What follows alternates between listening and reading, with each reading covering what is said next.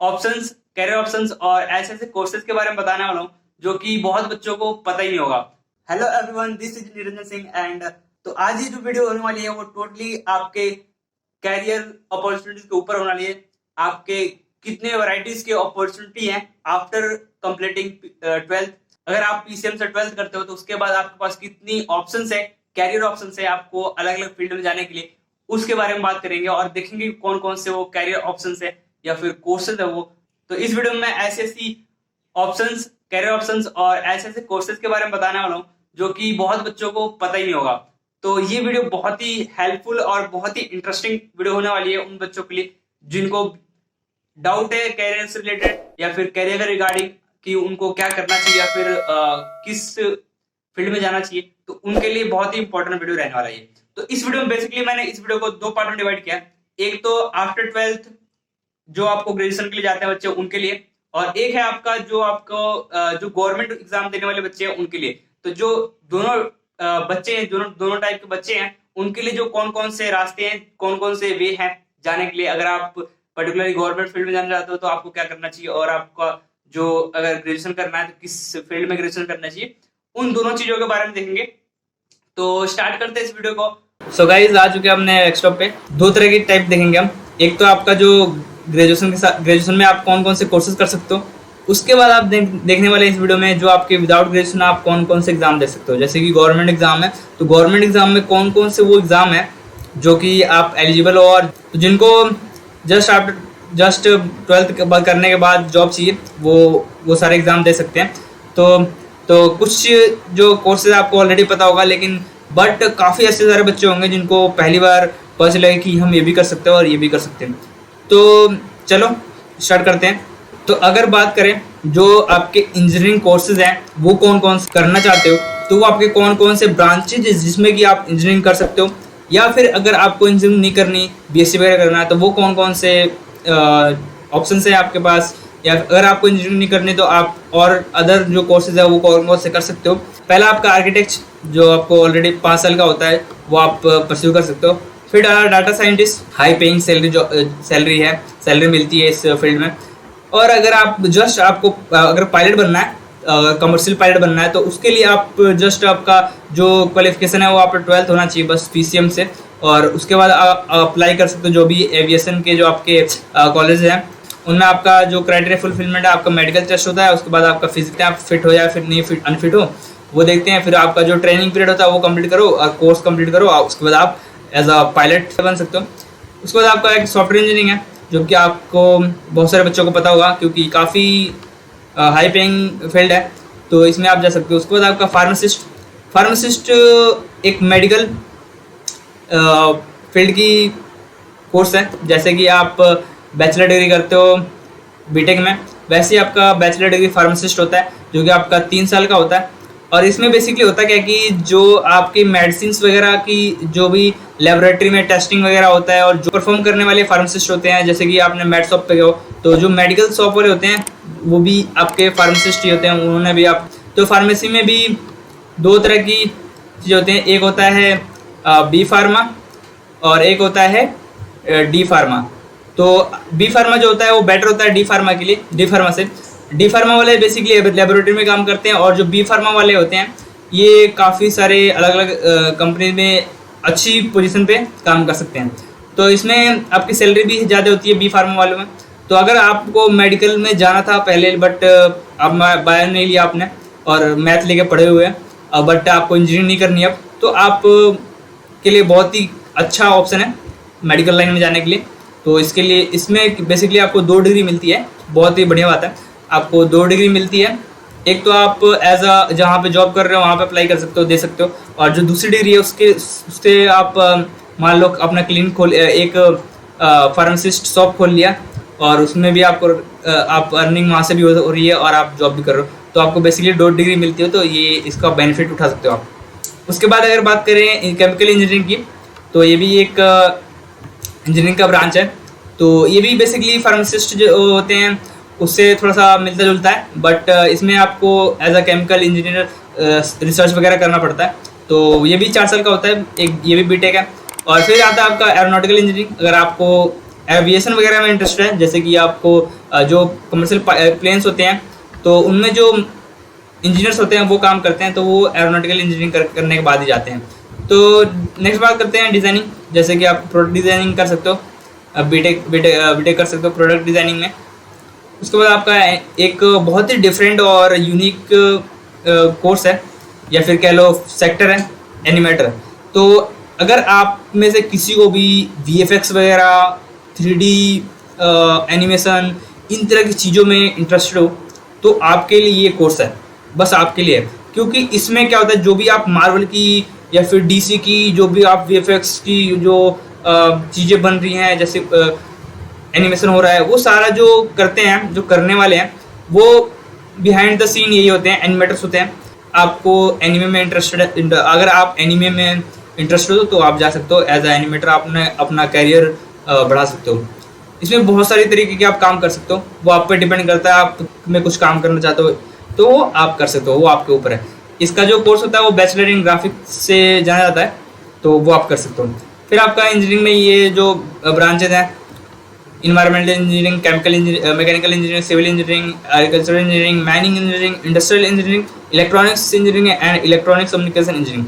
तो ये आपके इलेक्ट्रिकल से रिलेटेड हो गए, ये भी आपके काफ़ी फेमस और बढ़िया ब्रांच माने जाते हैं। तो बेसिकली आपके बहुत सारे तरीके के इंजीनियरिंग है।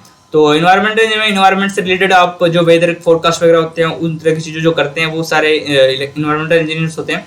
इसमें भी आपके बहुत तरीके की फील्ड है। तो मैकेनिकल इंजीनियरिंग ज़्यादातर बच्चों को पता है, जो आपके ऑटोमोबाइल सेक्टर्स हैं उसमें जो इंजीनियर्स काम करते हैं वो सारे मैकेनिकल इंजीनियर्स होते हैं।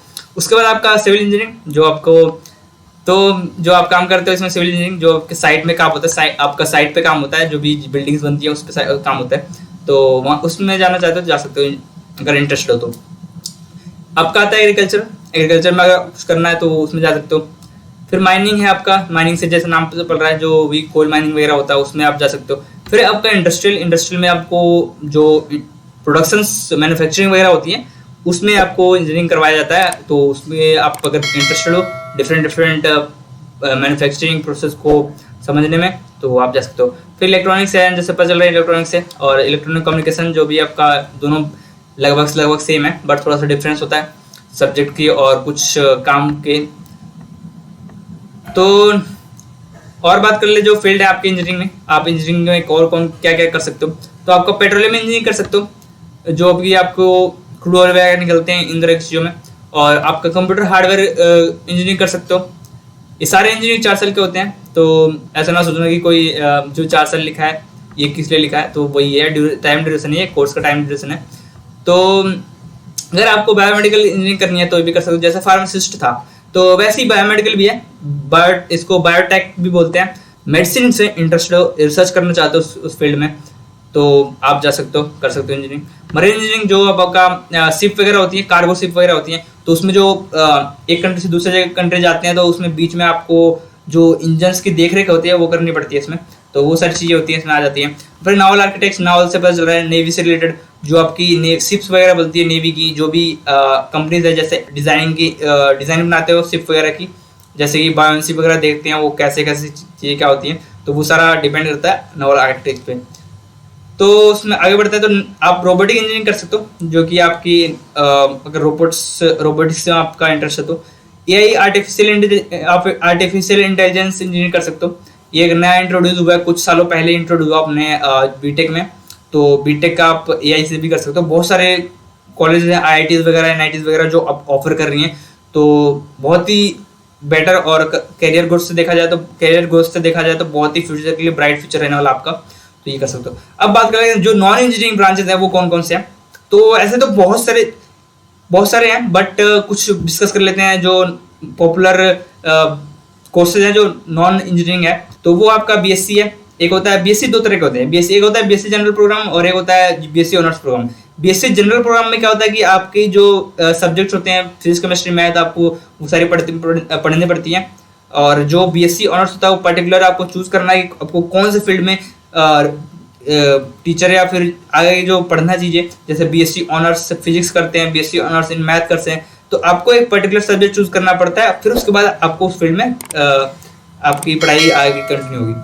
ऐसी जो बीसीए है तो बीसीए आप जा सकते हो। बीसीए वो बच्चे ज़्यादातर करते हैं जो कि बीसीएम नहीं लिया होता उन्होंने, जैसे आर्ट्स वाले बच्चे हैं उनको अब बीटेक करने का जुनून अंदर आ गया है और वो चाहते हैं कि कंप्यूटर फील्ड में कुछ करें। तो BCA bachelor of computer and application है, तो इसमें आपको ये भी बीटेक के रिलेटेड है, जैसे कंप्यूटर साइंस है उससे रिलेटेड करता है ये। तो काफ़ी चीज़ सिमिलर है कंप्यूटर साइंस और बीसीए में। तो अगर आपको वो बीटेक वाली फीलिंग लेनी है कंप्यूटर साइंस वाली, तो उसके लिए आप बीसीए कर सकते हो। तो बीसीए कोई भी कर सकता है, चाहे आर्ट्स का स्टूडेंट है या फिर कॉमर्स का है, कोई भी या फिर साइंस का है। आप अगर बायो के भी स्टूडेंट हो फिर भी कर सकते हो, ठीक है। तो नेक्स्ट बात करते हैं बीबीए। जो बीबीए आपका जो बिजनेस से रिलेटेड है, तो बिजनेस में अगर आपको इंटरेस्ट है, तो अगर बिजनेस के फील्ड में जाना चाहते हो तो उसमें आप मैनेजमेंट के फील्ड में जा सकते हो।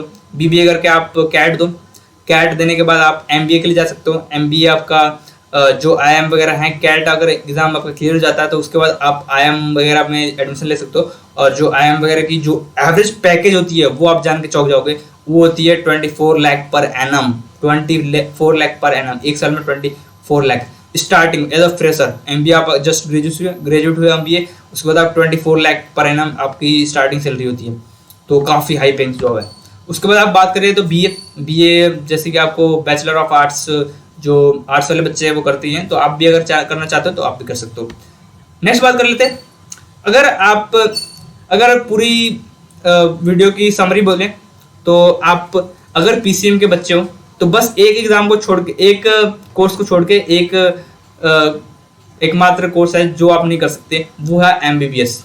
एमबीबीएस के अलावा जो भी आपकी कोर्सेज हैं वो सारे के सारे आप एप्लीकेबल हो अगर आपने पीसीएम लिया हुआ है 12th में। तो बात कर लेते हैं आप जो गवर्नमेंट सेक्टर की जो एग्जाम्स हैं, अगर आपको जॉब चाहिए, तुरंत जॉब चाहिए, क्योंकि जॉब चाहिए, जस्ट आपने 12th किया आपको जॉब चाहिए, तो गवर्नमेंट सेक्टर में कौन कौन से वो एग्जाम्स हैं जिसको आप दे सकते हो।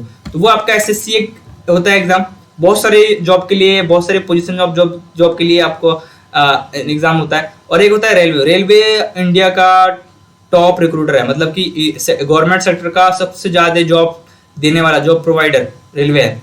फिर उसके बाद आता है डिफेंस एग्जाम बहुत सारे होते हैं। तो डिफेंस में अगर कोई बच्चा इंटरेस्टेड है, मतलब बहुत ही प्रेस्टिजियस जॉब होती है, तो अगर जाना चाहते हो जा सकते हो। बात कर लेते हैं एक एसएससी में आपके जो एक होता है सीएचएसएल में आपके जो पोस्टिंग होती है वो ये वाले होते हैं। तो ये आपकी जो पोजीशन होता है सीएचएसएल देने के बाद आपकी ये पोस्टिंग होती है, एज अ क्लर्क आप काम करते हो। तो इसमें आप यूडीसी, एलडीसी, पीए, डीओ ऐसे जैसे पोजीशन पे आप वर्क करते हो। तो बेसिकली ये ऑफिशियल वर्क होते हैं, सिविल वर्क होते हैं। नेक्स्ट है आपका multitasking staff, MTS, SSC MTS. इसमें भी आपका एसएससी जीडी एग्जाम होता है, फिर एसएससी स्टेनोग्राफर का होता है, आरआरबी रेलवे का होता है, असिस्टेंट लोको पायलट। अगर आप लोको पायलट बनना चाहते हो तो भी आप आफ्टर 12th बन सकते हो। फिर आपका आता है रेलवे ग्रुप डी का, बहुत ही बड़ा, जैसे अपने बोला कि जॉब प्रोवाइडर है। तो ये तो हो गया एसएससी के। अब बात कर लें पैरामिलिट्री के, तो ये भी एसएससी कंडक्ट करवाता है।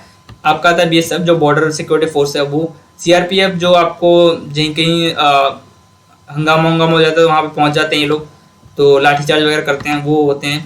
एसएसबी सशस्त्र सीमा बल, और फिर आईटीबीपी, फिर सीएसएफ जो मेट्रो वगैरह पे होते हैं।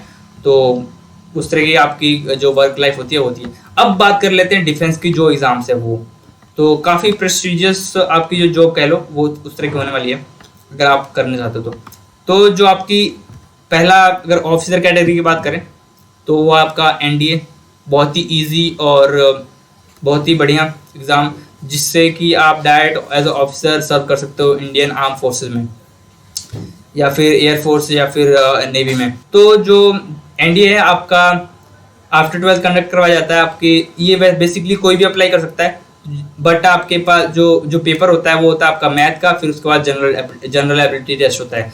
तो अगर आप मैथ वाले बच्चे हो तो आपके लिए इजी हो जाता है क्लियर करना।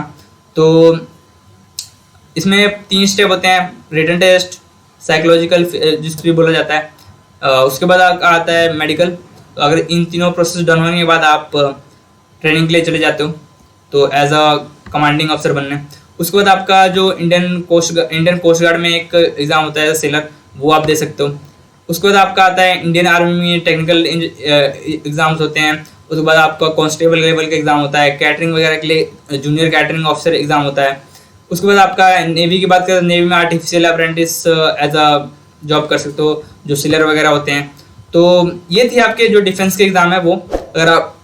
अगर आप after completing just 12th exam देना चाहते हो और जॉब लेना चाहते हो तो ये थे कैरियर ऑप्शंस आपके 12th के बाद। अगर वीडियो अच्छी लगी हो तो चैनल को सब्सक्राइब कर दो और वीडियो को लाइक कर दो। तो इस वीडियो में इतना ही रखते हैं और मिलते हैं नेक्स्ट वीडियो में। तब तक के लिए हैव अ गुड डे।